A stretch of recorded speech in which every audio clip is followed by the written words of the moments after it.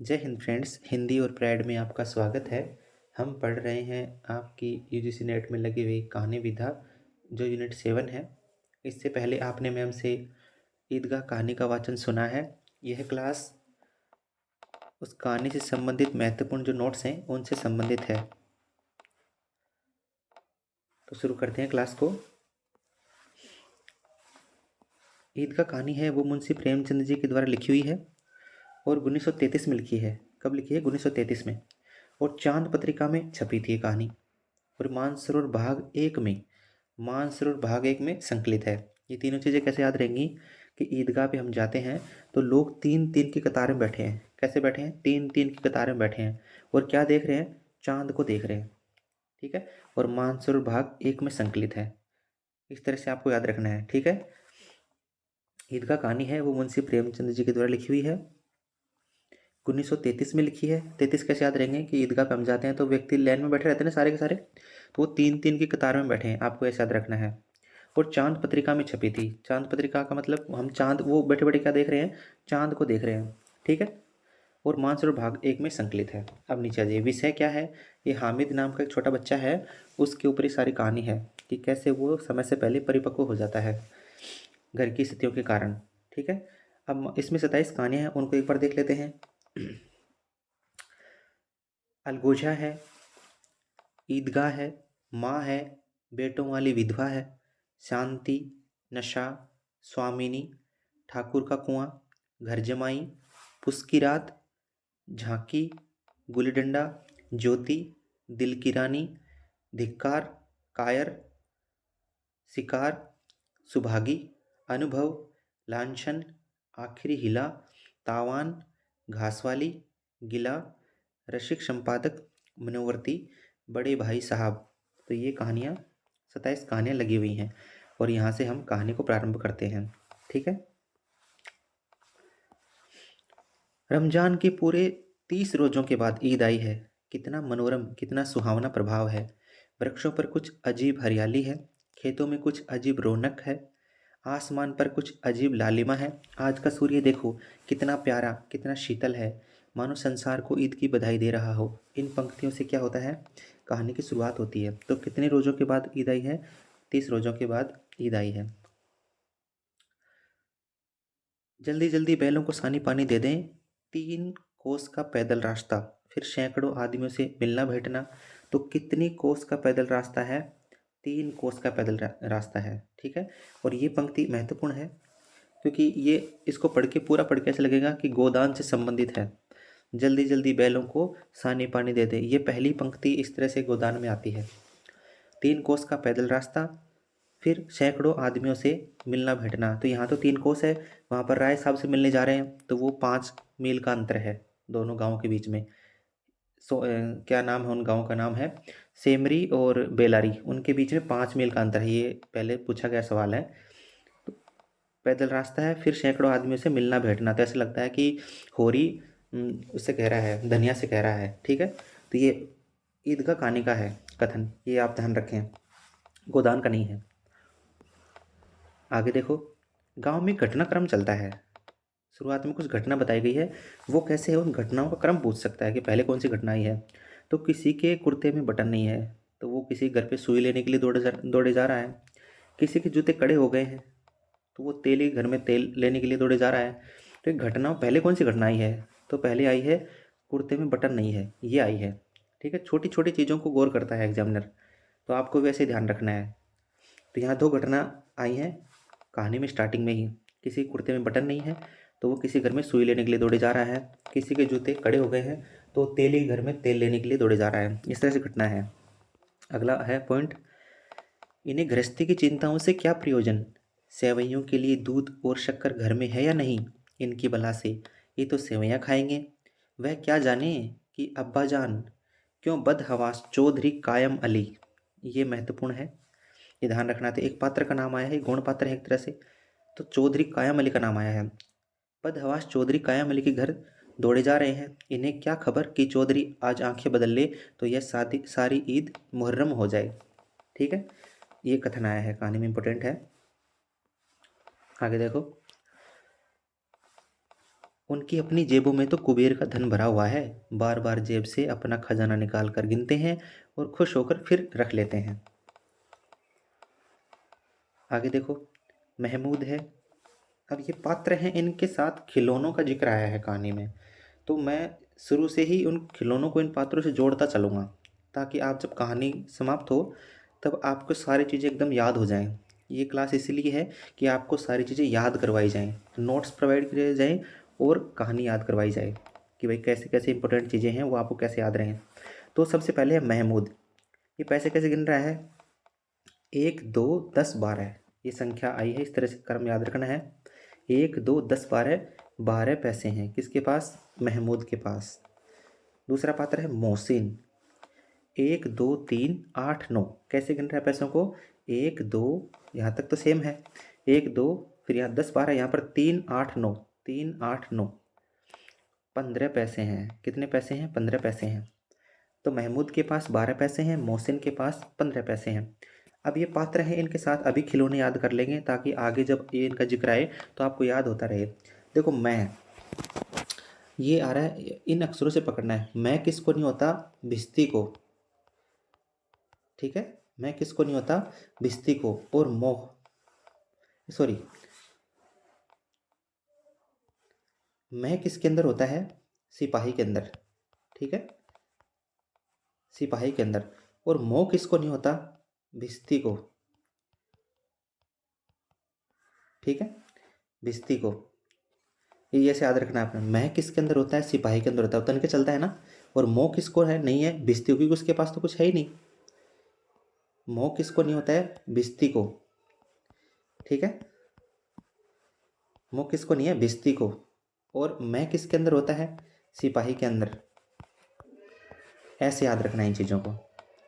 मैं यानी अहंकार, मैं का अर्थ क्या है? अहंकार। तो मैं किसके अंदर होता है? यहाँ तक आप समझ पाए? तो महमूद है, उसके पास कितने हैं? 12 पैसे हैं। मोहसिन है, उसके पास कितने हैं? 15 रुपये हैं। मैं सिपाही। और मोह किसको नहीं है? भिस्ती को। यहाँ पर महमूद, ये हामिद का जिक्र आया है। अब इसके बारे, ये इंपॉर्टेंट है, यहाँ पर ध्यान दे दीजिए। कितने साल का है? 4-5 वर्ष उम्र है। गरीब सूरत, दुबला पतला लड़का, पाँव में जूते नहीं हैं। ठीक है, पाँव में जूते नहीं हैं। सिर पर पुरानी सी टोपी जिसका गोटा काला सा पड़ गया है, मतलब मैला हो गया है। सिर पर क्या है? पुरानी सी टोपी है जिसका गोटा काला पड़ गया है। ठीक है। पिता आबिद, पिता का नाम क्या है? आबिद। गत वर्ष हैजे की भेंट हो गया है, तो पिता की मौत किससे हो रही है? हैजे से। और फिर माँ का जिक्र है। माँ पीली होती होती एक दिन मर गई, यानी वो पीलिया से मरी है। तो पिता है वो हैजे से मरता है, माता है वो पीलिया से मरती है। ठीक है, ये याद रखना है। बूढ़ी दादी है, उसका नाम क्या है? अमीना। क्या करती है? कपड़े सीती है। ठीक है, कपड़े सीकर अपना गुजारा करती है। अब देखो आगे, यहाँ तक आपको समझ में आया? 4-5 वर्ष उम्र है, गरीब सूरत है, ये हामिद के बारे में इसका जिक्र आया है। अब देखो आगे, साथ साथ आपको याद करवाता चलूँगा। कहानी ख़त्म होगी तब तक आपको बहुत सारी चीज़ें एकदम टिप्स पे होंगी, बस जैसे बता रहा हूँ वैसे समझते जाइए। ठीक है। अब देखो अगला कथन। किसी को पता न चला क्या बीमारी है, कहती भी तो कौन सुनने वाला था। दिल पर जो कुछ बीतती थी वह दिल में ही सहती थी, और जब न सहा गया तो संसार से विदा हो गई। ये पंक्तियाँ किसके लिए आई हैं? हामिद की माँ के लिए आई हैं। ठीक है। अब देखो अगला कथन। उसके अब्बा जान रुपये कमाने गए हैं, बहुत सी थैलियाँ लेकर आएंगे। अम्मी जान अल्लाह मियाँ के घर से उसके लिए बड़ी बड़ी अच्छी अच्छी चीज़ें लाने गई है, इसलिए हामिद प्रसन्न है। तो एग्ज़ाम में पूछ ले हामिद क्यों प्रसन्न है? वो ईदगाह पे मेला देखने जा रहा है, वो मित्रों के साथ जा रहा है, या उसको 3 पैसे मिले हैं इसलिए वो खुश है, कुछ भी ऑप्शन में दे दे। तो यहाँ पर हामिद प्रसन्न क्यों है? क्योंकि वो क्या सोच रहा है कि उसके अब्बाजान हैं वो रुपए कमाने के लिए गए हैं, उसको नहीं पता है कि उनकी मृत्यु हो गई है, बच्चा है अभी छोटा।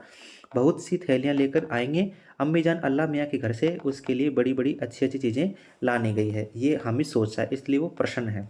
ठीक है, ये बहुत महत्वपूर्ण कथन है, ये जो बता रहे हैं वो बहुत महत्वपूर्ण है। क्या है? आशा तो बड़ी चीज़ है और बच्चों की आशा, उनकी कल्पना तो राय का पर्वत बना लेती है। ठीक है, ये महत्वपूर्ण कथन है। आशा तो बड़ी चीज़ है और बच्चों की आशा उनकी कल्पना तो राय का पर्वत बना लेती है। यहाँ तक समझ में आया? अब देखो आगे, ये महत्वपूर्ण है। पहले पूछा गया है। उसे किसी के मरने जीने से क्या मतलब, उसके अंदर प्रकाश है बाहर आशा। विपत्ति सारा दलबल लेकर आए, हामिद की आनंद भरी चितवन उसका विध्वंस कर देगी। ये 2024 में पूछा गया है। अभी हाल ही में जो पिछला एग्जाम हुआ है उसमें पूछा गया है, दोबारा पूछा जा सकता है। क्यों? कॉमन सेंस लगाएंगे तो ये पंक्तियाँ उलट फेर कर सकता है एग्जाम में। वो कैसे? उसके अंदर प्रकाश है जबकि प्रकाश बाहर होता है, और बाहर आशा है जबकि आशा होती है अंदर होती है, प्रकाश बाहर होता है। यहाँ उल्टा लिखा हुआ है। एग्जाम में इसको उस तरह से दे दे कि उसके अंदर आशा है बाहर प्रकाश है, तो हम उसको कहेंगे सत्य असत्य कथन में हमें छांटने के लिए देगा, तो वहाँ हम ये गलती करेंगे, बहुत बारीक माइनर मिस्टेक करता है। तो ये ध्यान रखना है। कहानी में क्या पंक्ति लिखी हुई है? उसके अंदर तो प्रकाश है और बाहर आशा है। ठीक है, ये बहुत गौर करने की बात है। ये पंक्ति यहाँ से उठा के यहाँ तक की दी हुई है पिछले एग्जाम में, या आपने एग्जाम दिया होगा आपको पता होगा। उसके अंदर प्रकाश है बाहर आशा, ये याद रखना है। ठीक है। विपत्ति सारा दल बल लेकर आए, हामिद की आनंद भरी चितवन उसका विध्वंस कर देगी। तो यहाँ तक आप समझ गए। आगे देखिए।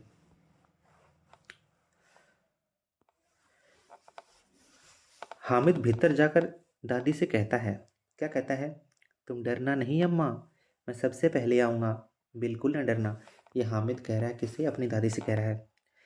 पैसे होते तो लौटते लौटते सब सामग्री जमा करके चटपट बना लेती, यहाँ तो घंटों चीज़ें जमा करते लगेंगे, मांगे का ही तो भरोसा ठहरा। यानी इधर उधर से किसी से ले दे के काम चल रहा है, गरीबी है घर में। तो ये किसके लिए पंक्तियाँ आई हैं? ये बूढ़ी दादी सोच रही है, हामिद की जो दादी है अमीना, वो सोच रही है। पैसे होते तो लौटते लौटते सब सामग्री जमा करके चटपट बना लेती, यहाँ तो घंटों चीज़ें जमा करते लगेंगे। ये एक तरह से कोसी का घटवार जो कहानी है उससे समझने लगता है। ऐसा लगता है लक्ष्मा कह रही है। आप धीरे धीरे कहानियाँ पढ़ेंगे तो एक दूसरी कहानी को दूसरी से कनेक्ट करने लग जाएंगे कि इस तरह की बातें उस कहानी से मैच कर रही हैं। तो वो भी यहीं आपकी वो जो स्थिति है दिमाग की वो परिवर्तित कर रहे हैं कि आप उसको दूसरी कहानी से कनेक्ट करके देख सको कि एग्जाम में हम गलती ना कर दें। ठीक है, तो ये उससे मैच करती है थोड़ी थोड़ी कहानी, ये पंक्तियाँ। ठीक है, अब देखो आगे। उस दिन फ़हीमन के कपड़े सिए थे। एक पात्र ये आ गया फ़हीमन। पहले कौन आया था? चौधरी कायम अली। और यहाँ पर क्या है? फ़हीमन। किसके कपड़े सिए थे? फ़हीमन के कपड़े सिए थे। 8 आने पैसे मिले थे। कितने पैसे मिले? 8 आने पैसे मिले थे। उस अठन्नी को उस अठन्नी को ईमान की तरह बचाती चली आती थी इसी ईद के लिए। लेकिन कल ग्वालन सिर पर सवार हो गई तो क्या करती? तो ये बहुत महत्वपूर्ण है। ठीक है, यहाँ पर धोबिन दे सकती है, नाइन दे सकती है, मेहतारिन दे सकती है ना, कुछ भी आ सकता है। यहाँ पर एग्जामिनर यहाँ पर खेला खेल सकता है आपके साथ। तो ये इंपॉर्टेंट है, कौन सवार हो गई थी सर पे, यानी पैसे लेने के लिए कौन दरवाजे पे आके टट गई थी कि मुझे तो चाहिए ही, ग्वालन। ठीक है, फिर से इसको देखिए। उस दिन फ़हीमन के किसी कपड़े सिए? पहली चीज़, फ़हीमन के कपड़े सिए थे। कितने पैसे मिले? 8 आने पैसे मिले। उस अठन्नी को ईमान की तरफ बचाती चली आती थी इसी ईद के लिए। लेकिन कल ग्वालन सिर पर सवार हो गई तो क्या करती? तो ये यहाँ पर ये इसलिए इम्पोर्टेंट कथन दिया हुआ है। ठीक है, इससे आगे देखो। अब तो कुल 2 आने पैसे बचे हैं। कितने पैसे बचे हैं? 2 आने पैसे बचे हैं। क्यों? 3 पैसे तो हामिद की जेब में है और 5 अमीना के बटुए में। ठीक है, क्या कह रहा है? 3 पैसे तो किसको दिए हैं? हामिद की जेब में गए हैं, और 5 पैसे हैं वो अमीना के बटुए में। यहाँ तक समझ पाए? आगे देखो।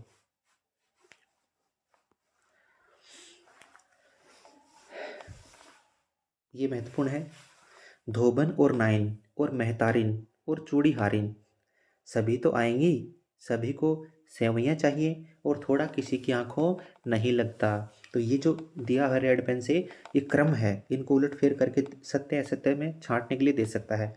तो इसलिए बारीकियों से आप इस चीज़ को देखते जाइए। नोट्स इस तरीके से तैयार हुए हैं कि आपसे बारीक सी गलती भी ना हो। ये महत्वपूर्ण कहानियों में से हैं, इसलिए इसको बहुत गौर करना है। सबसे पहले धोबिन आई है, फिर नाइन आई है, फिर मेहतारिन है, फिर चूड़ीहारिन है।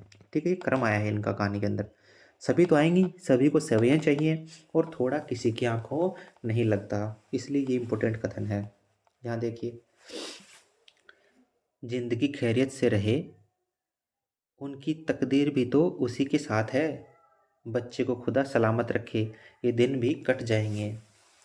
तो ये बूढ़ी दादी अमीना सोच रही है, जिंदगी खैरियत से रहे, उनकी तकदीर भी तो उसी के साथ है। ये उनकी तकदीर तो उसी के साथ है, ये मतलब क्या है? ये जो और आस पड़ोस की लेडीज़ें हैं उनसे मेल जोल रहता है, उनसे ही लेन देन चलता रहता है, उसी से काम चल रहा है, इस तरह से कह रहे हैं। फिर बच्चे के बारे में सोच रही है कि बच्चे को खुदा सलामत रखे, ये दिन भी कट जाएंगे, ये बूढ़ी दादी अमीना सोच रही है। अब देखो आगे, ये बहुत महत्वपूर्ण है, यहाँ से पहले एग्जाम में पूछा गया है। इससे पहले वाला कथन जो मैंने बताया था एग्जाम में पूछा गया है हाल ही के एग्जाम में, वो और ये वाला, ये पहले पूछा गया है, इसलिए ये महत्वपूर्ण है। शहर का दामन आ गया, तो गांव और शहर दोनों का जिक्र आया कहानी में। ठीक है, पहले गांव का है फिर शहर का है। शहर का दामन आ गया, सड़क के दोनों ओर, ध्यान दो, सड़क के दोनों ओर, बिंब बना लो दिमाग में। सड़क के दोनों ओर अमीरों के बगीचे हैं, अमीरों के बगीचे हैं, पक्की चार दीवारी है कि नहीं है, ये देख लो यहाँ लिखा हुआ है, पक्की चार दीवारी है, बनी हुई है। और पेड़ों में क्या क्या है, आम है और लीचियाँ हैं, लगी हुई हैं। फिर से देखो, शहर का दामन आ गया, सड़क के दोनों ओर अमीरों के बगीचे हैं, पक्की चार दीवारी है, कच्ची नहीं है, पक्की चार दीवारी है। पेड़ों में क्या क्या है, आम है और लीचियाँ हैं। यहाँ पर कंफ्यूज कर सकता है आपको ना, इसलिए महत्वपूर्ण है, पहले पूछा गया है, यहाँ से पूछा गया है। ठीक है, तो आम और लीचियाँ लगी हुई हैं, यहाँ तक समझ आया। अब देखो आगे, बारीक बारीक चीज़ों को भी आपको समझाया जाएगा, गलती नहीं होगी एग्जाम में बिल्कुल भी। शहर की इमारतों इमारतों व स्थानों का क्रम आया है। ठीक है, शहर की इमारतों व स्थानों का क्रम है, तो वो क्या है, सबसे पहले अदालत का जिक्र आया है। अदालत, कॉलेज, क्लब घर, हलवाई की दुकान, पुलिस लाइन। ठीक है, इनको कैसे याद रखोगे, इस ट्रिक से याद रखोगे। अकाक हप्पू, क्या याद रखोगे, अकाक हप्पू, ऐसे अदालत, कौशे कॉलेज, आधे कैसे क्लब, ऐसे हलवाई की दुकान, उसे पुलिस। ठीक है, अदालत, कॉलेज, क्लब, हलवाई की दुकान, पुलिस, ये याद रखना है। फिर ये आपको शहर की इमारतों और स्थानों का क्रम याद हो जाएगा, यहाँ से क्वेश्चन आ सकता है। ठीक है, याद रखना है। फिर से देख लो, अका खपू, ये याद रखना आपको, इससे काम चल जाएगा। शहर की इमारतों का क्रम पूछे तो अका खपू याद रखना है, इससे सारे क्रम आ जाएंगे। अब आगे देखो, इतने बड़े हो गए अभी तक पढ़ते जाते हैं, न जाने कब तक पढ़ेंगे और क्या करेंगे इतना पढ़कर, ये हामिद सोच रहा है। ठीक है, ये कथन आया है एक तरह से कहानी के अंदर। इतने बड़े हो गए अभी तक पढ़ते जाते हैं, न जाने कब तक पढ़ेंगे और क्या करेंगे इतना पढ़कर, ये ईदगाह कहानी से संबंधित पंक्ति है, याद रखना है। ये देखो यहाँ पर, क्लब घर में जादू होता है, सुना यहाँ मुर्दे की खोपड़ियाँ दौड़ती हैं और बड़े बड़े तमाशे होते हैं, पर किसी को अंदर नहीं जाने देते। फिर से देखो, क्लब घर में जादू होता है, सुना है यहाँ मुर्दे की खोपड़ियाँ दौड़ती हैं और बड़े बड़े तमाशे होते हैं, पर किसी को अंदर नहीं जाने देते। ये ईदगाह कहानी से संबंधित पंक्ति है। अब देखो नीचे,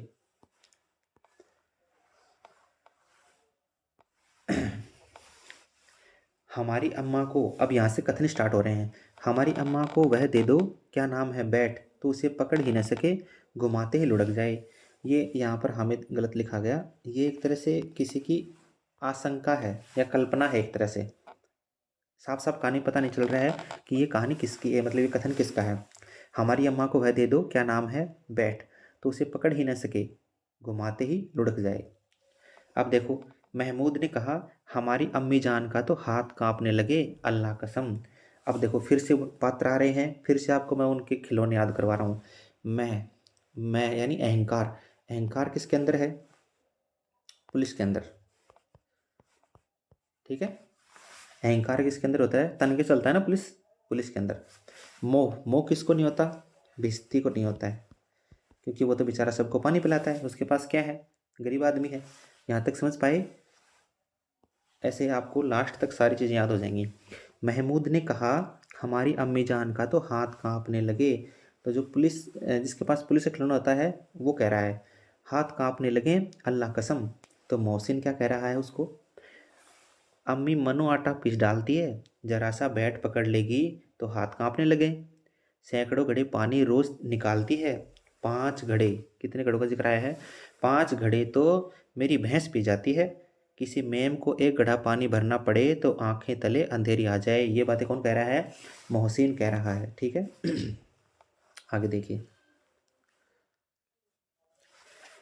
बच्चों को लगता है, बच्चों को क्या लग रहा है, ये देखो, बच्चों को लगता है हलवाई की दुकान की इतनी ढेर सारी मिठाई रात को जिन्नात आकर खरीद ले जाते हैं। कौन आता है, जिन्नात।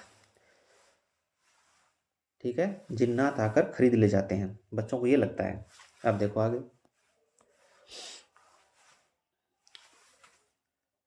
मोहसिन हामिद से, मोहसिन क्या कह रहा है, मोह किसको नहीं होता है, भिश्ती को। रटा जाएगा आपके दिमाग में सब, लास्ट में क्लास खत्म होगी तब तक उंगलियों पर होगा सब। मोह किसको नहीं होता, भिश्ती को। मोहसिन हामिद से एक चीज़ याद रखनी है, पूरी कहानी में सबसे ज़्यादा बातें मोहसिन और हामिद के बीच हुई हैं और पात्रों की बहुत कम बातें हुई हैं। तो ये आपको एक याद रखने की बात है कि पूरी कहानी में सबसे ज़्यादा बातें मोहसिन की हामिद से हुई हैं और पात्रों की नहीं हुई हैं। देखो आगे। मोहसिन हामिद से कह रहा है, जिन्नात को रुपए की क्या कमी, जिस खजाने में चाहे चले जाए, लोहे के दरवाजे तक उन्हें नहीं रोक सकते जनाब। आप हैं किस फेर में, हीरे जवाहरात तक उनके पास रहते हैं। जिस जिससे खुश हो जाएं उसे टोकरों जवाहरात दे दिए। अभी यहीं बैठे हैं, 5 मिनट कहो, 5 मिनट में कहो कलकत्ता चले जाएं। तो 5 मिनट में कहाँ किस शहर का जिक्र आया है, कलकत्ता का आया है।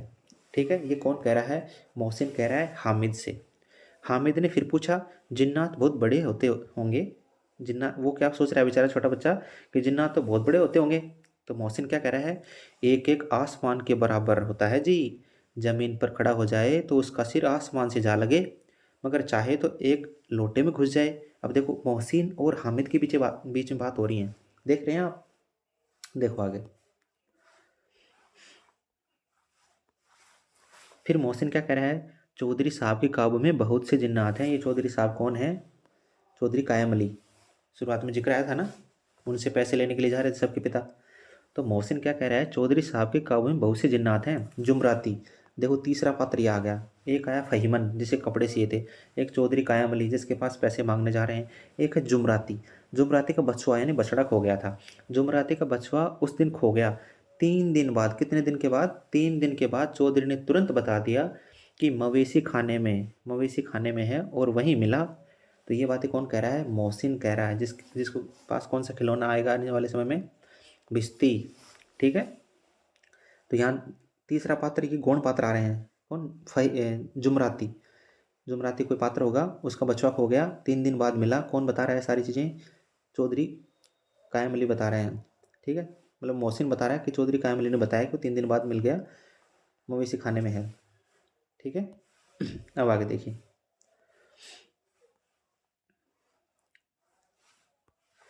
यह पुलिस लाइन है, यही सब कॉन्स्टेबल कवायद करते हैं। रेटन फाइफो, रात को बेचारे घूम घूम कर पहरा देते हैं, नहीं चोरियां हो जाएं। ये कथन किसका है पता नहीं, कहानी में ऐसा संकेत नहीं मिला है कि ये वो व्यक्ति इस कथन को कह रहा है, लेकिन मोहसिन उसका प्रतिवाद कर रहा है। वो क्या कह रहा है मोहसिन, अजी हजरत यह चोरी कराते हैं मेरे मामू। तो मोहसिन के मामू जिसके पास भिश्ती खिलौना है, मेरे मामू एक थाने में कांस्टेबल हैं। तो किसके मामा जी थाने में कांस्टेबल हैं, मोहसिन के, जो भिश्ती है, जिसके पास भिश्ती है, भिश्ती का खिलौना। ठीक है, मोहसिन क्या कह रहा है, अजी हजरत यह चोरी कराते हैं मेरे मामू एक थाने में कांस्टेबल हैं। वेतन कितने हैं, 20 रुपये। घर कितने भेजते हैं, 50 रुपये, यानी ऊपर का माल खाते हैं। ठीक है, ये याद रखिए, कितना पैसा है, 20 रुपये। तो तनख्वाह मिलती है, 50 रुपये घर भेजते हैं। हामिद से कह रहा है ये बातें। ठीक है, अब देखो आगे। मोहसिन हामिद से फिर क्या कह रहा है, हराम का माल हराम में जाता है। ये बहुत महत्वपूर्ण पंक्ति है। अब गोदान में चलिए। ये गोदान में किसकी पंक्ति है, ये होरी के भाई हीरा की है। जब वो गाय खरीद लेता है होरी, तो वो उसको कहता है, हीरा कहता है अपने बड़े वाले भाई को, कि हराम का माल हराम में जाता है। किसके प्रति कह रहा है, होरी के प्रति कह रहा है, कि होरी ने गाय खरीद ली। तो वो कह रहा है कि उनके पास बहुत सारे पैसे गड़े होंगे, जब हमारा अलगोजा हुआ, हम अलग अलग हुए, तब उसने पैसे गाड़ के रख लिए होंगे, हमें दिए नहीं, बंटवारा सही से नहीं किया। तो अब जो पैसे निकल रहे हैं, उनसे गाय खरीदी और वो गाय अब मर गई है, तो हराम का माल हराम में चला जाएगा। ठीक है, वो गाय उस टाइम मरी नहीं होती है, लेकिन वो जो गाय खरीद लेता है तो उसको चिढ़ हो जाती है कि हमारे पास तो यहाँ कर्जा नहीं उतर रहा है, वो गाय खरीद रहा है होरी। तो वहाँ वो कहता है, हीरा का कथन है ये, गोदान में किसका कथन है, हीरा कथन है। ठीक है, हराम का माल हराम में जाता है, यहाँ पर किसका है, ईद का कहानी में मोहसिन का कथन है, जिसके पास भिश्ती है। ठीक है, मोह किसको नहीं होता, भिश्ती को। हराम का माल हराम में जाता है। थोड़े ही दिन हुए मामू के घर में आग लग गई, सारी लेई पूंजी जल गई, एक बर्तन तक न बचा। कई दिन पेड़ के नीचे सोए, फिर न जाने कहाँ से 100 रुपये, 100 यानी 100 रुपये कर्ज लेके आए तो बर्तन भांडे आए। तो ये घर में आग लग जाती है, पेड़ के नीचे सोए। ठीक है, किसके नीचे सोए? पेड़ के नीचे सोए। फिर न जाने कहाँ से 100 रुपये लेके आए और बर्तन भांडे आए। ये मोहसिन कह रहा है किससे? हामिद से। हामिद कह रहा है 100 तो 50 से, कितने से? 50 से ज़्यादा होते हैं। मोहसिन क्या कह रहा है? कहाँ 50 कहाँ 100? 50 एक थैली भर होता है, 100 तो 2 थैलियों में बिनाए। देखो बच्चों की बातें कैसी हो रही हैं। अब देखो आगे। एक से एक भड़कीले वस्त्र पहने हुए, कोई इक्के तांगे पर सवार, कोई मोटर पर, सभी इत्र में बसे, सभी के दिलों में उमंग। ये बहुत महत्वपूर्ण पंक्ति है इस कहानी की। क्यों? क्योंकि ये आपको लेके जाएगी। उसने कहा था, चंद्रधर शर्मा गुलेरी की 1915 में लिखी हुई कहानी है, आपके नेट सिलेबस में लगी हुई है और प्रोफेसर के एग्ज़ाम में भी लगी हुई है। उसने कहा था, ठीक है। तो वहाँ स्टार्टिंग में ही आपको क्या देखने को मिलेगा? बाजार का दर्शन है एक। इक्के तांगे वहाँ पर आएंगे, तो इक्के तांगे पढ़ते ही आपके दिमाग में वो आएगी। तो ये इसलिए महत्वपूर्ण है, ये ईदगाह कहानी की पंक्ति है ना, कि उसने कहा था उसकी। फिर से पढ़िए, देखो वहाँ दिमाग जाएगा आपका, वो पढ़ी होगी पहले से, तो आपके दिमाग वहाँ काम करेगा। एक से एक भड़कीले वस्त्र पहने हुए, कोई इक्के तांगे पर सवार। इक्के तांगे पर सवार होते हैं, इक्के तांगे पर सवार, कोई मोटर पर, सभी इत्र में बसे, यानी सेंट वगैरह लगाए हुए हैं, सभी के दिलों में उमंग। अब ये तो क्या है? ईदगाह पे जाने की तैयारी हो रही है। लेकिन अगर हम वैसे सोचेंगे एग्जाम में, तो ये उसने कहा था कहानी से संबंधित लगती है। ठीक है। हामिद तो मोटर के नीचे जाते जाते बचा। ये सत्य असत्य में पूछी जा सकती है पंक्ति। ठीक है। हम कहानी को इतना डीप पढ़ते नहीं है, इसलिए हम सोचेंगे ऐसी कोई घटना तो आई नहीं कि हामिद कहीं टकरा गया हो। लेकिन ऐसा हुआ था कि हामिद तो मोटर के नीचे जाते जाते बच गया हामिद, वरना किसी गाड़ी के नीचे आ जाता। ठीक है। अब आगे देखिए, ईदगाह पहुंच गए हैं, तो वहाँ पर क्या सीन है? ऊपर इमली के घने वृक्षों की छाया है, नीचे पक्का फर्श है जिस पर जाजिम बिछा हुआ है। बहुत महत्वपूर्ण है, बहुत महत्वपूर्ण है। ऊपर इमली का पेड़ है। किसका पेड़ है? इमली का। घने वृक्षों की छाया है, यानी इमली के पेड़ों की छाया है। नीचे पक्का फर्श है, कच्चा नहीं है, पक्का फर्श है जिस पर जाजिम बिछा हुआ है। ये 3 चीज़ें हैं, इमली का वृक्ष है, पक्का फर्श है और जाजिम बिछा हुआ है। ठीक है, फिर से देखो। ईदगाह पर ऊपर इमली के घने वृक्षों की छाया है, नीचे पक्का फर्श है जिस पर जाजिम बिछा हुआ है। ठीक है, ये याद रखना आपको। यहाँ कोई धन और पद नहीं देखता, इस्लाम की निगाह में सब बराबर हैं। ये महत्वपूर्ण कथन। वैसे तो आप इसको आते ही और कोई ऑप्शन दिखेगा नहीं, तो आप ईदगाह पे कूद जाएंगे, ये सही है। लेकिन ये इंपॉर्टेंट है, इसलिए रखा हुआ है कि यहाँ कोई धन और पद नहीं देखता, इस्लाम की निगाह में सब बराबर हैं। ठीक है, आगे देखिए। ये महत्वपूर्ण कथन है, बहुत महत्वपूर्ण है। यहाँ से पंक्तियाँ कई बनेंगी, एक नहीं कई पंक्तियाँ बनेंगी। इतना सा पैराग्राफ है, ये बहुत महत्वपूर्ण है। देखो क्या है, कितना सुंदर संचालन है, कितनी सुंदर व्यवस्था। लाखों सिर, कितने लाखों सिर एक साथ सिजदे में झुक जाते हैं, फिर सब के सब एक साथ खड़े हो जाते हैं, एक साथ झुकते हैं और एक साथ घुटनों के बल बैठ जाते हैं।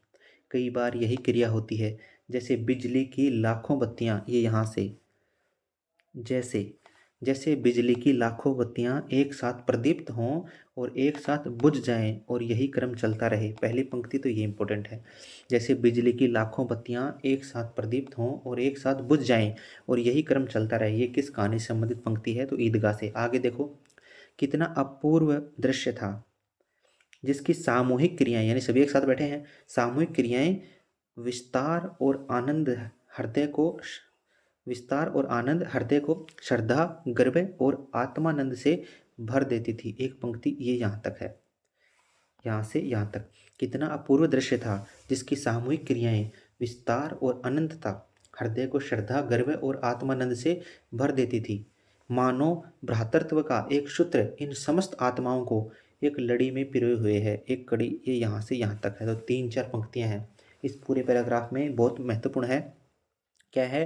पहली पंक्ति तो ये है, जैसे बिजली की लाखों बत्तियां एक साथ प्रदीप्त हों और एक साथ बुझ जाएं और यही क्रम चलता रहे। पहली पंक्ति ये है, जिस कितना अपूर्व दृश्य था, जिसकी सामूहिक क्रियाएं विस्तार और अनंतता हृदय को श्रद्धा, गर्व और आत्मानंद से भर देती थी। तो श्रद्धा, गर्व और आत्मानंद से भर देती थी। तीसरी पंक्ति है, मानव भ्रातृत्व का यानी भाईचारे का, भ्रातृत्व का एक सूत्र इन समस्त आत्माओं को एक लड़ी में पिरोए हुए है, यानी सब एक साथ जो क्रियाएं कर रहे हैं उनसे ऐसा लग रहा है। तो ये पैराग्राफ बहुत महत्वपूर्ण है, इसको आप देख लेना, ठीक है। देखो आगे, अब ये याद रखना है, एक तो हिंडोला है यानी आगे पीछे जो चीज़ झूलने का होता है हिंडोला, एक है चरखी यानी गोल गोल घूमने की, ठीक है। एक हिंडोला है, एक चरखी है। हिंडोला झूलने की कीमत 1 पैसा है। कितनी है? 1 पैसा। चरखी, अब चरखी के बारे में कुछ आया है वो देखो, वो इंपॉर्टेंट है, ये परीक्षा में यहाँ पर सत्य सत्य में पूछ सकता है, गड़बड़ कर देगा, यहाँ पर क्रम गड़बड़ कर देगा ना, वो याद रखना है। चरखी में क्या है? लकड़ी के, धातु के नहीं है, लोहे के नहीं है, लकड़ी के क्या क्या जानवर हैं? हाथी है, घोड़ा है और ऊँट है। क्या क्या है? हाथी है, घोड़ा है और ऊँट है। छड़ों में यानी कोई बांस का डंडा सा होगा उस पर टंगे हुए हैं, में लटके हुए हैं, ठीक है। 1 पैसा दो और कितने चक्रों का मजा लो? 25 चक्रों का मजा लो। ये यहाँ से बहुत महत्वपूर्ण है, फिर से देखिए, हिंडोला है उसमें 1 पैसा है, यहाँ भी 1 पैसा है, यानी झूला झूलने की कीमत कितनी हुई? 1 पैसा। एक बात। दूसरी, चरखी है, चरखी के बारे में क्या है? लकड़ी के, लोहे के नहीं है, लकड़ी के क्या क्या टंगे हुए हैं? हाथी, घोड़ा, ऊँट। क्या है? हाथी, घोड़ा, ऊँट, छड़ों में लटके हुए हैं। 1 पैसा दो और 25 चक्रों का मजा लो। कितने चक्रों का मजा लो? ये संख्या जितनी भी आ रही है ना कहानियों में, वो बहुत महत्वपूर्ण है। इस तरह से पूछता है, या 26 दे देगा, 20 दे देगा, तो आप कन्फ्यूज हो जाएंगे एग्जाम में कि क्या था। तो 25 चक्रों का मजा लो, ठीक है। ये समझ में आया? ये महत्वपूर्ण है। आगे देखो, हामिद को छोड़कर, हामिद नहीं झूलता है बेचारा, उसके पास तो तीन ही पैसे हैं, तो वो कैसे झूले? 1 पैसा तो यहीं लग जाएगा, फिर चिमटा कैसे लेगा? तो यहाँ देखो, हामिद को छोड़कर सभी, अब देखो यहाँ चारों पात्रों का नाम आ रहा है। महमूद है, मैं किसको होता है? सिपाही को, तो ये कौन है? सिपाही वाला, ठीक है, सिपाही। ये है मोहसिन जिसके पास बिस्ती है। नूरे, देखो नूर किसके चेहरे पे होता है? वकील के, ठीक है। और सम्मी, सम्मी के पास 2 खिलौने हैं, धोबिन और खंजड़ी। ये आगे जब आएंगे तब आपको पता चल जाएगा। तो आपको धीरे धीरे इनके खिलौने याद हो रहे हैं, आप पूरी कहानी ख़त्म करोगे तब तक आपको सारी चीज़ें याद हो जाएंगी। तो मैं किसको होता है? सिपाही को। मोह किसको नहीं होता है? भिश्ती को। नूर किसके चेहरे पे झलकता है? वकील के, पैसे कमाता है। और सम्मी एक पात्र है जिसके पास दो दो खिलौने हैं, धोबिन और खंजड़ी, ये आगे आएंगे। चरखी झूलते हैं ये, ठीक है, ये चारों झूलते हैं, बेचारा हामिद नहीं झूलता है, उसके पास 3 ही पैसे हैं। हामिद के पास केवल 3 पैसे हैं, ठीक है, यहाँ तक समझ में आया? हामिद के पास केवल 3 पैसे हैं। अब आगे देखो, खिलौनों का क्रम आया है। पहले तो क्या आया था? अका खप्पू। अका खप्पू क्या है? अदालत, कॉलेज, क्लब, हलवाई की दुकान और पुलिस। ये उसको याद रखने का, शहरों में मतलब इमारतों और स्थानों का क्रम था वो। और यहाँ पर क्या कह रहा है? खिलौनों का क्रम आया है। क्या है? खिलौनों का क्रम। ये देखो, खिलौनों का क्रम क्या है? सिपाही और गुजरिया, राजा और वकील, भिस्ती और धोबिन और साधु। तो इसको क्या ट्रिक है? सिगुराव यानी किसी पात्र का नाम है, भिस्ती धो साधु की, सिगुराव भिस्ती धो साधु की से याद हो जाएगा। सी से सिपाही, गु से गुजरिया, रा से राजा, वैसे वकील, फिर भिस्ती नाम दिया हुआ है, भिस्ती तो पूरा दिया हुआ है, धो से धोबिन और साधु, साधु दिया हुआ है, ठीक है। फिर से देखो, खिलौना क्रम क्या है? ये वो खिलौने नहीं है जो इनके पास हैं, ये एक खिलौना क्रम दिया हुआ है, किस तरह से खिलौने आए हैं। सिपाही और गुजरिया, राजा और वकील, भिस्ती और धोबिन और साधु, ठीक है, ये क्रम आया है। अब यहाँ पर वो खेला चलेगा किसके पास कौन सा खिलौना है, ठीक है। अब आपको टिप्स पे हो गया है, तो अब दिक्कत नहीं आएगी आपको। यहाँ से देखो, पहला ही है महमूद, महमूद के पास क्या है? पुलिस है, सिपाही है, तो मैं किसको होता है? सिपाही को। अब याद हो रहा है ना? खाकी वर्दी और लाल पगड़ी, लाल पगड़ी ये याद रखना है, ठीक है। लाल पगड़ी वाला, कंधे पर बंदूक रखे हुए, कंधे पे बंदूक रखी हुई है, हाथ में बंदूक नहीं है या नीचे नहीं रखी हुई है। ये सत्य सत्य में इस तरह से गुमराह करता है, तो कंधे पे रखी हुई है, ये ध्यान रखना है ना, एक एक चीज़ों पे गौर करवाया जा रहा है आपको। कि एग्ज़ाम में वो कैसे भी क्वेश्चन दे दे, आप घबराएं नहीं। तो खाकी वर्दी तो होती है, लाल पगड़ी है और कंधे पर बंदूक रखा हुआ है। कौन है? सिपाही। सिपाही है। ठीक है। अब देखो नीचे आ जाओ। मोहसिन। मोह किसको नहीं होता है? भिश्ती को, क्योंकि बेचारा गरीब आदमी है, उसके पास तो पैसे है नहीं, वो मोह किस चीज़ का करे? वो तो पानी पिलाता है लोगों को। तो मोहसिन है, उसके पास कौन सा खिलौना है? भिश्ती। ये महत्वपूर्ण है, देखो कैसे। कमर झुकी हुई है, कमर झुकी हुई है, ऊपर मशक रखे हुए है, मशक का मुंह एक हाथ से पकड़े हुए है, एक हाथ से पकड़े हुए है। ठीक है, उसका मुंह है वो एक हाथ से पकड़े हुए है। कितना प्रसन्न है, शायद कोई गीत गा रहा है। ये महत्वपूर्ण है। ये पंक्ति देके पूछी जा सकती है, किस खिलौने के संबंध में है? तो आप समझ पाए, कितना प्रसन्न है, शायद कोई गीत गा रहा है। ये पंक्ति देकर पूछी जा सकती है, किस खिलौने के संबंध में है। ठीक है, तो किसके संबंध में है? भिश्ती के संबंध में है। कितना प्रसन्न है, शायद कोई गीत गा रहा है।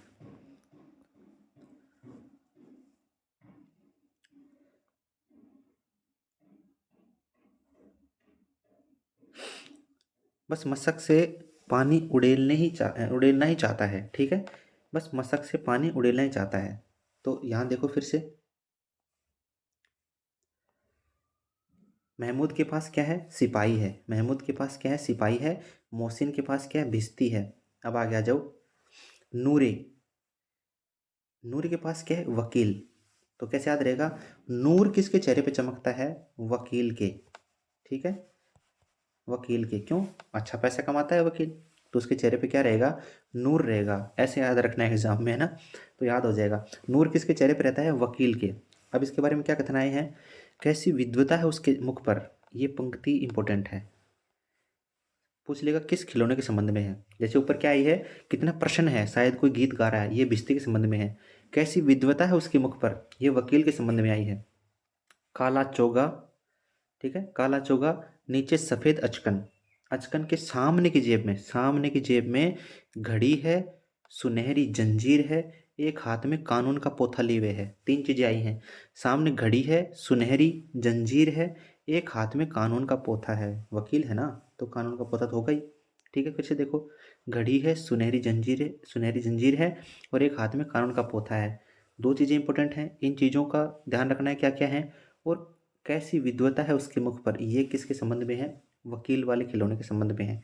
उससे आगे आओ। अब देखो,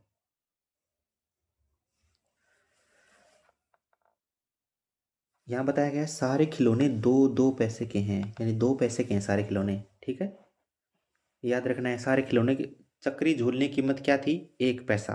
चाहे वो हुंडेला हो या फिर वो चक्री हो, सभी का 1 पैसा। यहाँ पर खिलौने का क्या है? सभी के 2-2 पैसे हैं। अब देखो सम्मी आ गया। सम्मी के पास क्या है? धोबिन और खंजरी है, 2 आने की। ठीक है, सभी के पास 2-2 पैसे के हैं, 2-2 आने की हैं। तो सम्मी है, उसके पास क्या है? धोबिन और खंजरी। अब देखो, खिलौना कहीं हाथ से छूट पड़े तो चूर चूर हो जाए, जरा सा पानी पड़े तो सारा रंग धुल जाए, ऐसे खिलौने लेकर वह क्या करेगा, किस काम के? ये लेखक का कथन है। ये इम्पोर्टेंट है, बहुत ज़्यादा इम्पोर्टेंट है, क्योंकि हमें इसको पढ़ के ऐसे लगेगा कि हामिद सोच रहा है उन खिलौनों के बारे में कि खिलौना कहीं हाथ से छूट पड़े तो चूर चूर हो जाए, जरा पानी पड़े तो सारा रंग धुल जाए, ऐसे खिलौने लेकर वह क्या करेगा, किस काम के? तो ये महत्वपूर्ण किस लिए है? क्योंकि ये हामिद का कथन नहीं है, ये लेखक का कथन है। लेखक विचार कर रहा है। ठीक है, किसके संबंध में? हामिद के संबंध में, कि इन खिलौनों का वो क्या करेगा। हामिद इस तरह से विचार रखता है। ठीक है, इसलिए महत्वपूर्ण है। आगे देखो, लड़के इतने त्यागी नहीं होते, विशेषकर जब अभी नया शौक है। ये बहुत महत्वपूर्ण है। 1 मिनट। हाँ, लड़के इतने त्यागी नहीं होते, विशेषकर जब अभी नया शौक है। ये पंक्ति ईदगाह कहानी की है। ठीक है, इसलिए रखी हुई है, ये महत्वपूर्ण है। अब देखो, खिलौनों के बाद मिठाइयाँ आती हैं। तो पहले क्या आए? खिलौने आए, फिर क्या आ रही हैं? मिठाइयाँ। मोहसिन हामिद से क्या कह रहा है? रेवड़ी ले जा। 1 पैसे की ली है, तो रेवड़ी कितने पैसे के लिए रखी हैं? 1 पैसे के लिए रखी हैं। अब ये रेवड़ी वाला कौन सा है? मोहसिन। मोह किसको नहीं होता? भिश्ती को। गरीब आदमी है तो रसगुल्ले कहाँ से खाएगा बेचारा? रेवड़ी खाएगा। तो हामिद से क्या करे? रेवड़ी ले जा, 1 पैसे की है, लेकिन खिलाता कोई भी नहीं है, सभी दुष्ट हैं। महमूद, महमूद कौन है? मैं किसको होता है? सिपाही को। वो क्या खा रहा है? गुलाब जामुन, क्योंकि उसके पास पैसे हैं, अच्छे वाला है, पैसे वाला है। गुलाब जामुन ले जा हामिद। तो वो क्या देता है? दोनों को याद रखना है। कौन क्या कह रहा है? मोहसिन है, वो क्या कह रहा है? रेवड़ी के लिए कह रहा है, 1 पैसे की है, ठीक है।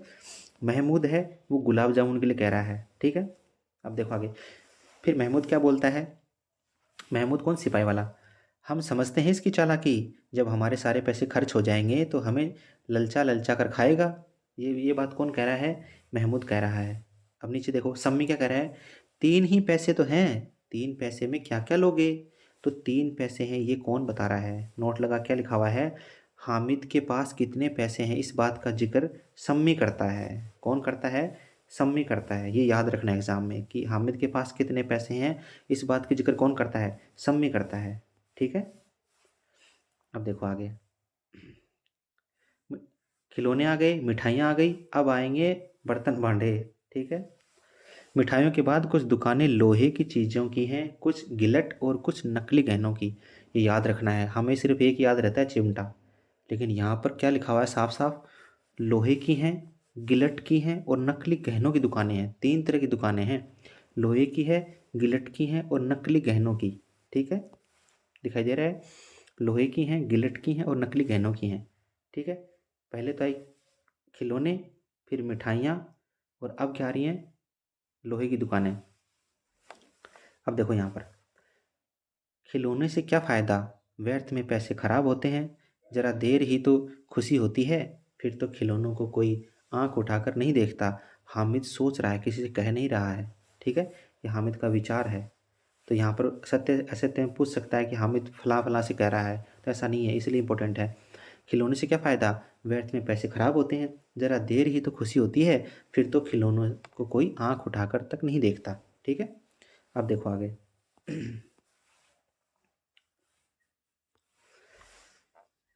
हामिद लोहे की दुकान पर रुक जाता है। तो हामिद क्या है? लोहे की दुकान पर रुकता है। दुकानदार चिमटा 6 पैसे का बताता है। कितने पैसे का बताता है? बहुत इंपॉर्टेंट है, 6 पैसे का बताता है, ठीक है। ठीक ठीक, फिर वो बोलता है चलो ठीक ठीक तुम 5 पैसे दे दो, ठीक है। बताता कितने का है? 6 पैसे का, लेकिन ठीक ठीक बोल के क्या बताता है? 5 पैसे दे दो। हामिद बेचारा 3 पैसे बोलता है। 3 पैसे बोल के आगे बढ़ जाता है। क्यों? क्योंकि कहीं डांट ना पड़े कि आया बड़ा लेने के लिए 6 पैसे का, मैं तो 5 पैसे बता रहा हूँ, 1 पैसा कम कर दिया, तुम और भी कम कर रहे हो। तो वो बेचारा सोचेगा डांट पड़ेगी, तो वो बगैर कुछ बोले आगे बढ़ जाता है, लेकिन दुकानदार उसको चिमटा दे देता है, ठीक है। ये महत्वपूर्ण है। यहाँ पर संख्या आई है, इसलिए ये महत्वपूर्ण है। चिमटा कितने पे रुपये का बता रहा है? फिर से देखो, चिमटा कितने का बता रहा है? 6 पैसे का बता रहा है, ठीक ठीक 5 पैसे का। हामिद 3 पैसे बोलता है, लेकिन दुकानदार उसको दे देता है। यहाँ तक समझ में आया? अब देखो आगे। बड़ों की दुआएं सीधे अल्लाह के दरबार में पहुंचती हैं और तुरंत सुनी जाती हैं। ये बहुत महत्वपूर्ण कथन है, बहुत महत्वपूर्ण है, हामिद का कथन है, ठीक है। बड़ों की दुआएं सीधे अल्लाह के दरबार में पहुंचती हैं और तुरंत सुनी जाती हैं। फिर मोहसिन, मोह किसको नहीं होता? भिश्ती को। तो मोहसिन क्या कह रहा है? मोहसिन ने हंसकर कहा, यह चिमटा क्यों लाया पगले, इससे क्या करेगा? ये महत्वपूर्ण है कि कथन कौन चिमटे के बारे में क्या कह रहा है। तो यहीं से याद रखो, मोहसिन जिसको मोह नहीं, यानी भिश्ती को मोह नहीं होता है, तो वो क्या कह रहा है? ये चिमटा क्यों लाया पगले, इससे क्या करेगा? और महमूद जिसके पास सिपाही है, महम किस में होता है? सिपाही में होता है। तो महमूद क्या कह रहा है? तो यह चिमटा कोई खिलौना है। सम्मी क्या कह रहा है? सम्मी खंजरी खरीदता है। क्या खरीदता है? खंजरी लेता है। मेरी खंजरी से बदलोगे? 2 आने की है। तो सारे खिलौने कितने के हैं? 2 2 आने के हैं। ये तो आपने पहले देख लिया, 2 आने की है। तो खंजरी है, वो खंजरी लेता है और प्रभावित हो जाता है चिमटे से। तो हामिद के चिमटे से कौन सा पात्र प्रभावित होता है?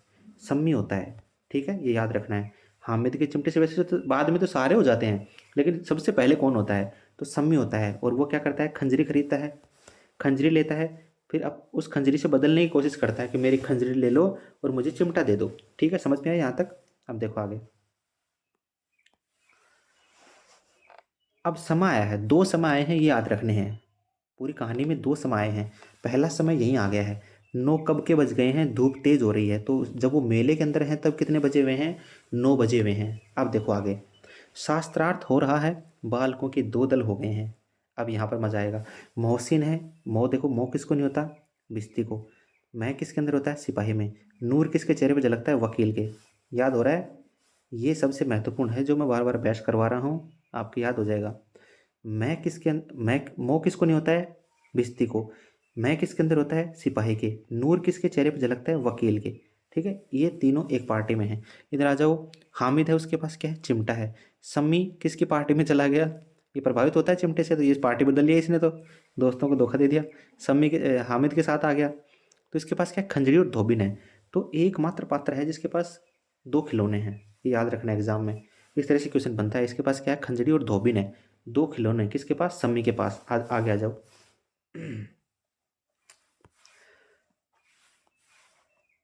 उसके पास न्याय का बल है, नीति की शक्ति, और एक और मिट्टी है, दूसरी ओर लोहा। जो इस वक्त अपने को फौलाद कह रहा है, वह अजय है, घातक है। बहुत में इंपॉर्टेंट है, बहुत ज़्यादा इंपॉर्टेंट है, याद रखना है। ईदगाह कहानी की पंक्ति है। उसके पास न्याय का बल है, न्याय का बल है, नीति की शक्ति, एक और मिट्टी है, दूसरी ओर लोहा है। इस वक्त अपने को फौलाद कह रहा है, वह अजय है, घातक है। ये चिमटे के संबंध में है। ठीक है, अब देखो हामिद। हामिद क्या कह रहा है, चिमटे को तीन नामों से बोलता है। हम तो एक ही नाम सुनते हैं, यहाँ पर तीन तीन नाम हैं। ठीक है, ये है डेप्थ क्वेश्चन, इस तरह से आता है। तीन नामों से पुकारता है, कितने नामों से, पहला क्वेश्चन तीन नामों से। पहला कौन सा है, बहादुर शेर। दूसरा रुस्तमे हिंद, फिर दोनों को इंक्लूड करके एक नाम लेता है, क्या, बहादुर रुस्तमे हिंद।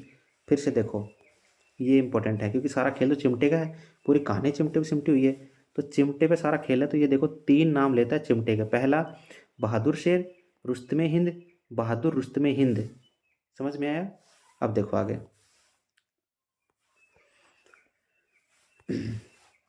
मानो कोई धेलचा कनकौआ किसी गंडे वाले कनकौए को काट गया हो। ये लेखक का कथन है चिमटे के संबंध में। अब ये पंक्ति आपको दे दी जाए ऑप्शन में, चाहे 5 कहानियाँ लिख दो चाहे 6 लिख दो, किसी को समझ में नहीं आएगा किस कहानी की पंक्ति ले ली, ये कहाँ लिखा हुआ है, कौन सा कौवा, कौन सा गंडे वाला कनकौआ। इसलिए इस तरह की पंक्तियाँ उठाता है एग्ज़ाम में, ताकि पूरी कहानी से मैच ही ना करे पंक्ति, और बच्चा जो डेप्थ पढ़ा हुआ है वही सिर्फ समझे कि हाँ ये उस कहानी में सुनी थी मैंने से ऐसी कोई पंक्ति। इसलिए बहुत महत्वपूर्ण है। हालांकि इसको पढ़ने से कोई महत्वपूर्ण कोई सार नहीं आ रहा है इस पंक्ति का, लेकिन ये आपको कन्फ्यूज़ करने के लिए देते हैं एग्ज़ाम में कि बच्चा कितना डेप्थ पढ़ के आया है कहानी को। फिर से देखो इसको, मानो कोई धेलचा कनकौआ किसी गंडे वाले कनकौए को काट गया हो। ये पंक्ति किस कहानी से संबंधित है, तो ईदगाह कहानी से संबंधित है, इसलिए बहुत महत्वपूर्ण है, इसको गौर कर लेना। जहाँ जहाँ महत्वपूर्ण बता रहा हूँ वो बहुत ज़्यादा इंपॉर्टेंट है, क्योंकि खोज ही क्वेश्चन निकाले गए हैं। अब ये देखो यहाँ पर, कानून मुंह से बाहर निकलने वाली चीज़ है, उसको पेट के अंदर डाल दिया जावे, बेतुकी सी बात होने पर भी कुछ नयापन रखती है। ये लेखक कह रहा है। ठीक है, चिपका हुआ टिकट अब पानी से भी नहीं धुल रहा है, बहुत महत्वपूर्ण है। ये दो जो मैंने ऊपर लगाई हैं, इनके तो आप एकदम छाप लो दिमाग में। ठीक है, चिपका हुआ टिकट अब पानी से भी नहीं धुल रहा है, ये महत्वपूर्ण क्यों है, क्योंकि तीसरी कसम मारे गए गुलफाम फणीश्वरनाथ रेणु की है, 1956 में लिखी हुई कहानी तीसरी कसम। ठीक है, जो ठुमरी कहानी संग्रह में संकलित है, उसमें 9 कहानियाँ लगी हुई हैं। तो ये टिकट का सारा खेल है उसमें टिकट को लेके वो प्रोग्राम देखते हैं। तो चिपका हुआ टिकट अब पानी से भी नहीं धुल रहा है, तो ये कहानी उससे संबंधित लगती है, लेकिन है नहीं, क्योंकि ये किस कहानी की पंक्ति है, ईदगाह कहानी की पंक्ति है, इसलिए महत्वपूर्ण है। एक तो ये और एक ये, डेप्थ से क्वेश्चन बनाएगा तो वो ये पंक्तियां हैं, बाकी तो सब पकड़ जाते हैं किसका चिमटा किसका क्या। अब देखो आगे, मोहसिन क्या कह रहा है, लेकिन इन खिलौनों के लिए कोई हमें दुआ तो न देगा। ये कौन कह रहा है, मोह। मोह किसको नहीं होता, मोह किसको नहीं होता, भिश्ती को। याद हो रहा है ना, मोह किसको नहीं होता, भिश्ती को। मोहसिन क्या कह रहा है, लेकिन इन खिलौनों के लिए हमें कोई दुआ तो न देगा।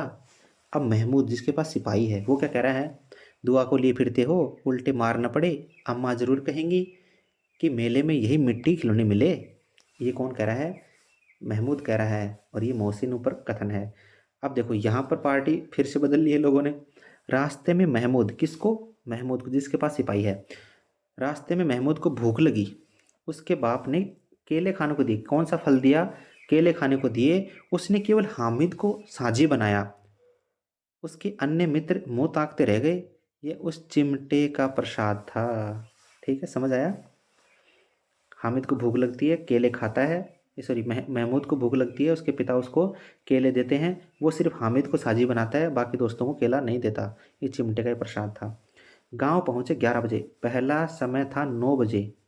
ठीक है, तब वो मेले के अंदर थे। अब यहाँ पर क्या है, वो गांव पहुंच गए हैं तो 11 बजे हुए हैं। ये दो समय कहानी के अंदर आए हैं, आपको याद रखने हैं। 9 बजे वो वहाँ मेले के अंदर हैं, 11 बजे वो गांव में हैं।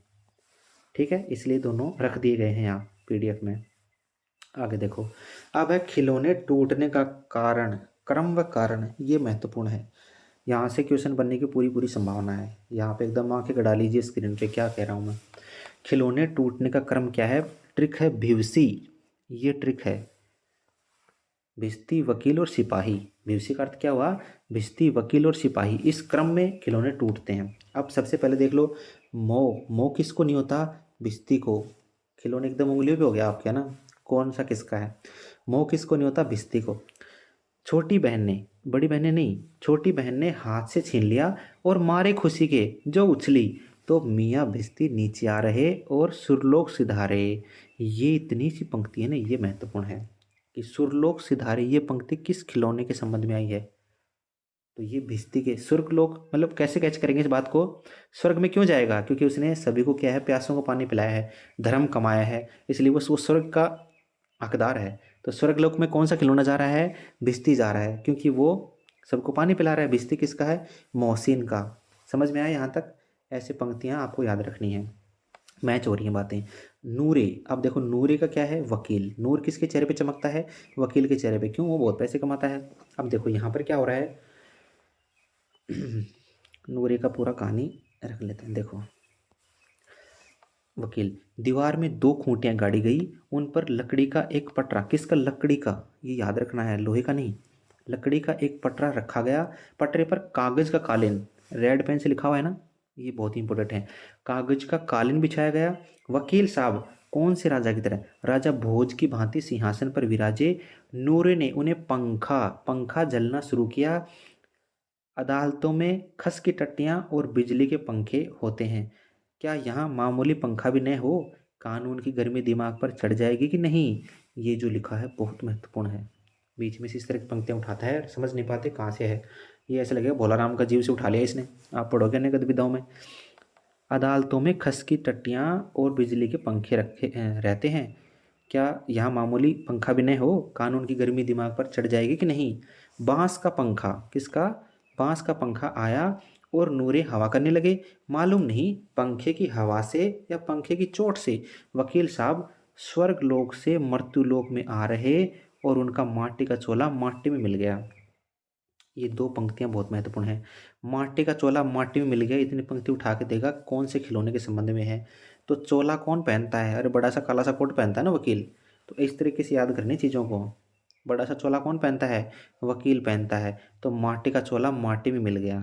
ठीक है, ये पंक्ति किसके संबंध में है? वकील के संबंध में है। स्वर्ग लोक से मृत्यु लोक में आ रहे और उनका माटी का चोला माटी में मिल गया। तो यहाँ पर इंपॉर्टेंट क्या क्या है? कागज का कालीन बिछाया गया है, राजा भोज की तरह विराजे हैं, और ये जो यहाँ तक दी है पंक्ति कि अदालतों में खस की टटियाँ और बिजली के पंखे रहते हैं, क्या यहाँ मामूली पंखा भी न हो? कानून की गर्मी दिमाग पर चढ़ जाएगी कि नहीं? ये महत्वपूर्ण है। और बांस का पंखा, किसका? बांस का पंखा आया और नूरे हवा करने लगा।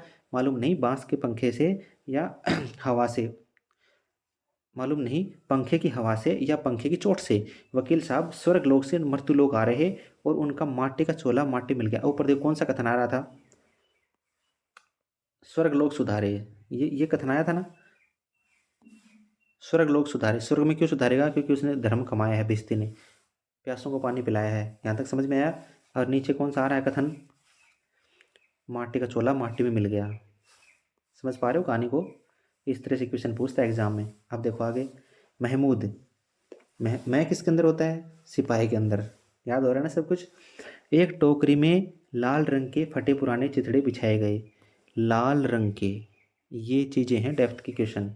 लाल रंग के फटे पुराने चिथड़े बिछाए गए, सिपाही को बैठाया गया। ठीक है, लाल रंग के फटे पुराने चिथड़े बिछाए गए, सिपाही को बैठाया गया। नूरे ने यह टोकरी उठाई। किसने उठाई? महत्वपूर्ण। नूरे ने यह टोकरी उठाई। अरे पुलिस और वकील का तो आपस में संबंध होता ही है, तो नूरे किसका खिलौना था? मतलब नूरे का क्या खिलौना था? वकील था। और महमूद का कौन सा है? सिपाही है। तो सिपाही पुलिस है। तो इस तरह से आपस में संबंध है, ये याद रह जाएगा आपके एग्जाम में। किसने टोकरी उठाई? नूरे ने उठाई। नूरे ने यह टोकरी उठाई और अपने द्वार का, अपने ही द्वार का, ठीक है, किसी और का नहीं, अपने द्वार का चक्कर लगाने लगे। उनके दोनों छोटे भाई, किसके? नूरे के दोनों छोटे भाई क्या कह रहे हैं? सिपाही की तरफ से क्या कह रहे हैं? सिपाही की तरफ से, छोने वाले जागते लहो, ऐसे बोलते जा रहे हैं, पुकारते चलते हैं। फिर से देखो, छोने वाले जागते लहो, ये पंक्ति किसकी है? नूरे के छोटे भाइयों की है। नूरे को ठोकर लग जाती है, नूरे को ठोकर लग जाती है, सिपाही की गिरकर टांग टूट जाती है। क्या टूटती है उसकी? टांग टूट जाती है। यहाँ तक समझ में आया? अब देखो आगे। महमूद। अब महमूद है, वो क्या है? महमूद क्या सोच रहा है? महमूद खुद को डॉक्टर समझ उसकी टांग को गुल्लर के दूध से, किसके दूध से? इंपॉर्टेंट, गुल्लर के दूध से ठीक करता है। टांग नहीं जुड़ती तो दूसरी भी तोड़ दी जाती है। एक जगह बैठा तो रहेगा, मतलब एक नहीं जुड़ती तो दूसरी भी तोड़ दी जाती है, कि वो कम से कम एक जगह बैठा तो रहेगा। अब ये जो लिखा हुआ रेड पेन से बहुत इंपॉर्टेंट है। किस खिलौने के संबंध में ये पंक्ति आई है? अब वह सिपाही सन्यासी हो गया है, कभी कभी देवता भी बन जाता है। ये किसके संबंध में? सिपाही के संबंध में आई है, ठीक है। कभी कभी वह देवता भी बन जाता है, किस खिलौने के संबंध में है? कौन सा खिलौना देवता बन जाता है? तो सिपाही। अब वह सिपाही सन्यासी हो गया, कौन सा खिलौना सन्यासी हो गया है? किस खिलौने के संबंध में है? कभी कभी यहाँ से देगा, वह खिलौना अब सन्यासी हो गया है, कभी कभी वो देवता भी बन जाता है। किस खिलौने के संबंध में है? सिपाही के संबंध में। उसके सिर का झालरदार साफा, देखो ये चीज़ें इंपॉर्टेंट हैं। सिर का झालरदार साफा खुरच गया है, यानी घस गया है। अब उसका जितना रूपांतरण चाहो कर सकते हो। कभी कभी तो उससे बाट का काम भी लिया जाता है। बाट यानी तोल की एक इकाई, माप की एक इकाई, ठीक है। बाट का काम भी लिया जाता है, यानी किलो 2 किलो के हिसाब से उसको रख के देख लेते हैं, इतने किलो का है तो यहाँ रख लो इसको बाट की जगह, उस तरीके से। तो कौन सा देवता हो जाता है? सिपाही हो जाता है। और ये क्या है? अब उसका जितना रूपांतरण करना चाहो कर सकते हो, कभी कभी तो उससे बांटा काम मिल जाता है। ये किसके बारे में हो रही है? सारी बातें सिपाही के बारे में हो रही हैं। अब देखो आगे।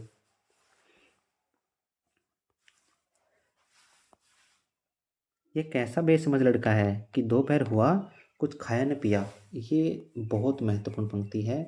उलझाने के लिए आपको इस तरह की पंक्तियाँ बहुत फेमस हैं। अब ये कहाँ मैच कर रही है? आप में से कोई पहले से नेट किया हुआ होगा तो वो मैच कर लेगा इस चीज़ को। ये कैसा बेसमझ लड़का है कि दोपहर दोपहर हुई कि कुछ खाया न पिया। ये है कोसी का घटवार, ठीक है। कोसी का घटवार है, उस कहानी से संबंधित है। लक्ष्मा का बेटा होता है, वो बेचारा उसके पीछे पीछे आ जाता है आटे की चक्की पे, तो वो भी भूखा होता है। तो यहाँ ये हमें लगेगा कि ये पंक्ति उससे संबंधित है। चार कहानियाँ दे देगा, चार पंक्तियाँ दे देगा, मिलान करने के लिए देगा। तो इस तरह की पंक्तियाँ उलझाने के लिए फेमस हैं। ये कैसा बेसमझ लड़का है कि दोपहर हुआ कुछ खाया न पिया। अब वहाँ हमारा दिमाग वहाँ चला जाएगा कि लक्ष्मा कह रही है अपने बेटे से, लेकिन यहाँ पर कौन कह रहा है? बूढ़ी दादी अमीना हामिद से कह रही है। समझ पाए? इसलिए बहुत महत्वपूर्ण है। ये पंक्तियाँ इसलिए रखी गई हैं कि दूसरी कहानी से मैच हो रही हैं। वहाँ आप एग्ज़ाम में ये गलतियाँ ना करें। सारे मेले में तुझे और कोई चीज़ न मिली, जो यह लोहे का चिमटा उठा लाया। ये जो कथन है ये ही अमीना का है। बाकी सारे इससे पहले के जो कहे गए हैं चिमटे के संबंध में उनको याद रखना है, इसलिए कथन रखा गया है। सारे मेले में तुझे कोई और चीज़ न मिली, जो यह लोहे का चिमटा उठा लाया, ये अमीना का कथन है हामिद से, ठीक है। समझ पाए? अब देखो आगे। बुढ़िया का क्रोध तुरंत स्नेह में बदल गया, और स्नेह भी वह नहीं जो प्रगल्भ होता है और अपनी सारी कशक शब्दों में बिखेर देता है। ये मूक स्नेह था, खूब ठोस, रस से और स्वाद से भरा हुआ, ठीक है। अब देखो आगे। बच्चे हामिद ने बूढ़े हामिद का पार्ट खेला था। बुढ़िया अमीना बालिका अमीना बन गई। वह रोने लगी, दामन फैलाकर हामिद को दुआएं देती जाती थी और आंसू की बड़ी बड़ी बूंदें गिराती जाती थी। हामिद इसका रहस्य क्या समझता? ये कहानी की अंतिम पंक्तियां हैं, ठीक है। अब यहाँ पर आपका खेलना शुरू होता है एग्ज़ाम वाला।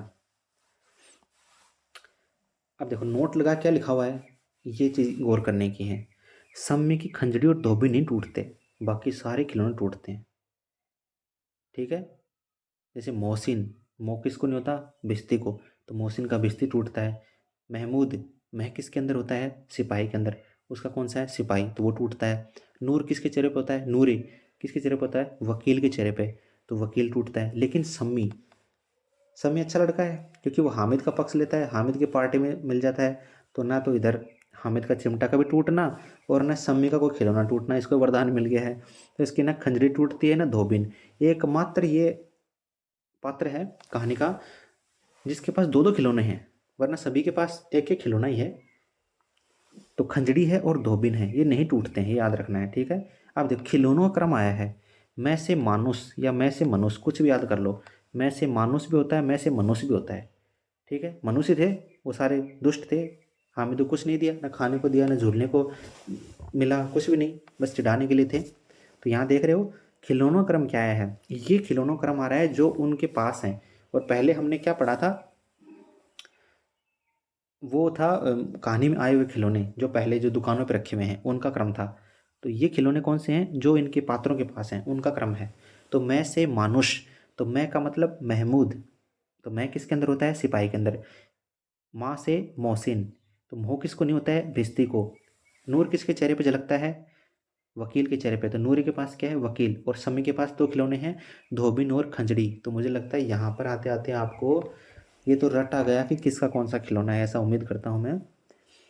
तो महमूद के पास क्या है? सिपाही है। मोहसिन के पास बिस्ती है। नूरी के पास वकील है। समी के पास धोबिन और खंजरी है। खिलौना क्रम कैसे याद रखेंगे एग्जाम में? मैं से मानुस याद रख लो या मैं से मनुष्य याद रख लो, एक ही बात है, ठीक है। लेकिन माँ से शुरू नहीं होगा, मैं से शुरू होगा, ठीक है। यानी पहले कौन सा पत्र आ रहा है खिलौना क्रम में? महमूद आ रहा है। सिपाही, बिस्ती, वकील, धोबिन, ये क्रम है टूटने का। ये क्या पूछ रहा है यहाँ पर? खिलौनों का क्रम आ रहा है, किस तरीके से आए हैं, ठीक है, खिलौने किस तरह से आए ये पूछ रहा है। अब देखो आगे, दुकानों का क्रम। दुकानें कैसे कैसे आई हैं? पहले खिलौने आए थे, फिर हलवाई आई थी, मिठाई आई थी ना, कोई रेवड़ी, रेवड़ी कौन दे रहा था? महमूद या मोहसिन। मोह किसको नहीं होता? बिस्ती को। तो बेचारा गरीब आदमी है, तो वो क्या दे रहा था? रेवड़ी दे रहा था। और महमूद क्या दे रहा था? गुलाब जामुन। सभी कितने के थे? 1 पैसे की मिठाइयाँ थी। फिर आते लोहे की, ठीक है। पहले था खिलौना, पहले खिलौना, फिर हलवाई, फिर लोहे, ये क्रम है कहानी में, ये क्रम से दुकानें आई हैं, समझ पाए? पहले खिलौने आए थे, फिर हलवाई की दुकान आई थी, फिर लोहे आए थे। उससे पहले शहर की इमारतों का क्रम था स्टार्टिंग में, ठीक है, समझ पाए? खिलौने टूटने का क्रम, वो तो खिलौने किसके पास कौन से थे उनका क्रम आया है एग्जाम इसमें कहानी में। और यहाँ पर टूटे कैसे?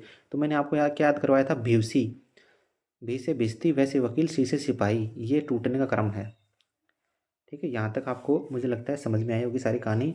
आशा करता हूँ आपको सारी कहानी समझ में आई है। ये आपको पीडीएफ रूप में नोट्स मिल जाएंगे, आप चाहो तो इनको नोट डाउन कर सकते हो। पीडीएफ आपको डाउनलोड नहीं मिलेगी क्योंकि ये आगे पुस्तक रूप में छपने वाले हैं सारी चीज़ें, तो आप फिर पुस्तक ले सकते हैं। बाकी आप इनको नोट डाउन कर लें या पीडीएफ में पढ़ लें। बहुत बहुत धन्यवाद आपका।